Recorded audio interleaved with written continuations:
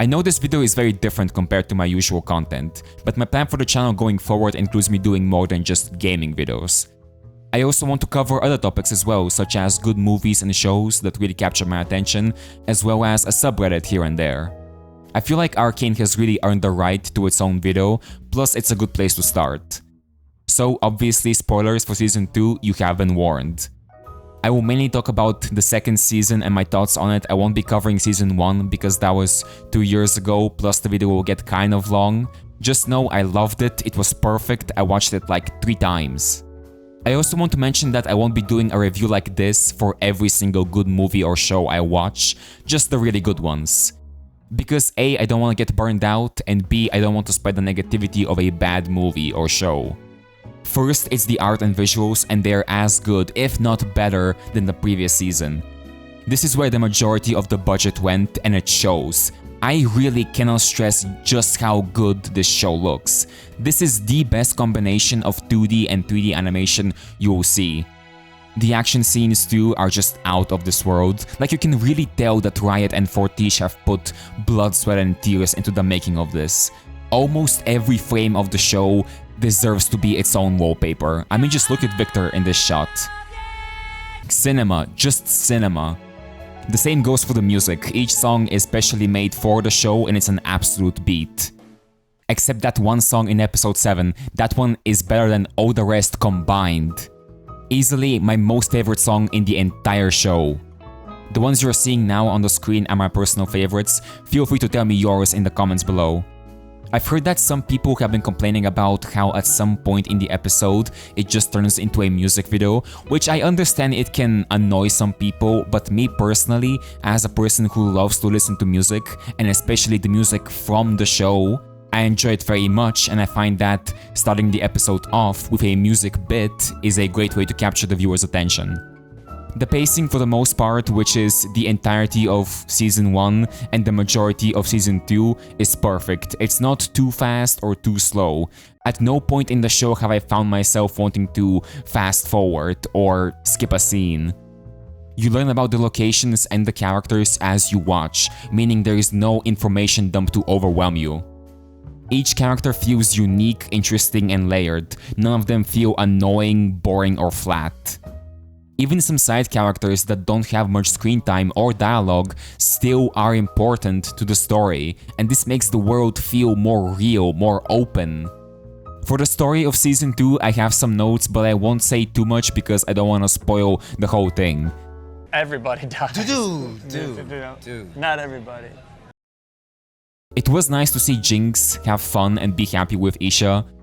Until they weren't. I'll admit it was a bit weird to see how quickly she made up with Vi in order for them to go and help Vander/Warwick.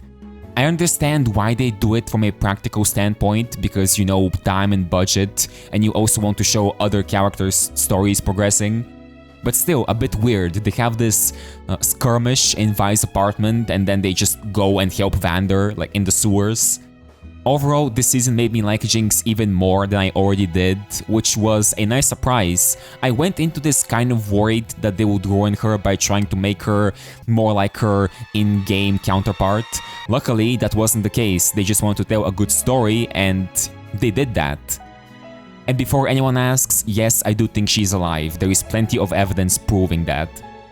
And speaking of Warwick/Vander, I was really excited to finally seeing him in this season after him being teased and hyped up in the previous one.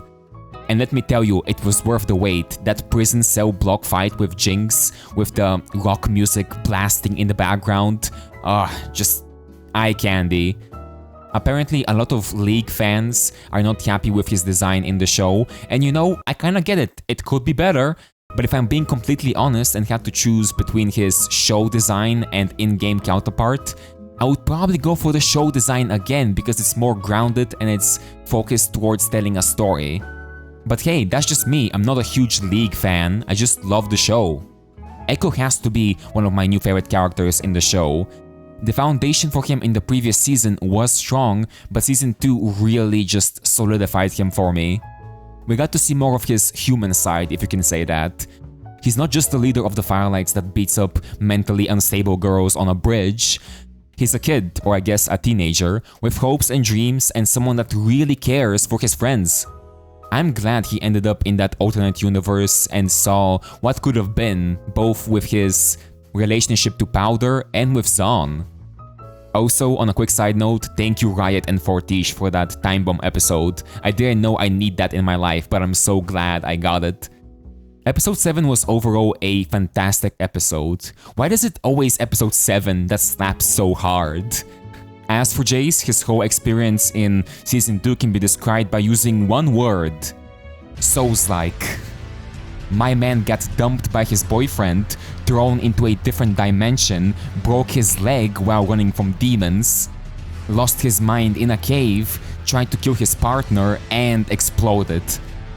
Mel's story felt rushed, and I mean really rushed. At the beginning of the season, she's a helpless counselor that is oblivious to her powers and barely survives an explosion. But by the end of the season, or I guess the beginning of Act 3, she's a mage now with 5 years plus experience on her powers. Like seriously, when the final battle begins, she's protecting and saving characters effortlessly. She even starts and wins a 2v1 with her mother. Again, I know the writers didn't have enough time and they had to conclude as many character stories as they could, but it really feels like Mel's story was condensed and told in the span of 2 acts. For Vi and Caitlyn, I don't have much to say. They weren't really all that interesting this season. Caitlyn had her dictator arc, for which I think we can all agree that one particular scene was the only crime she committed. And you know that got resolved rather quickly. I still can't believe that theory was right. Vi went through her Fight Club moment there. That was pretty solid if you ask me. And of course, then there was that prison cell scene that we all know and love. Fantastic job, Fortiche. And as for the ending, overall, I think it was handled very well. It set up the foundation for the next show and left opportunity for us to see some of the characters in the future. I know it sounds optimistic, but hey, a man can hope. And yeah, that's about it. Thanks for listening to my little rant about how much I love this show. A bit short than usual, I know. I might not have done a spectacular job at explaining exactly what makes the show great, but I think I made the main points clear. Arcane is easily the best show I've seen, a 10 out of 10 and a must-watch for anyone who's looking for a good story. Once again, thank you Riot and Fortiche for making this gem of a show.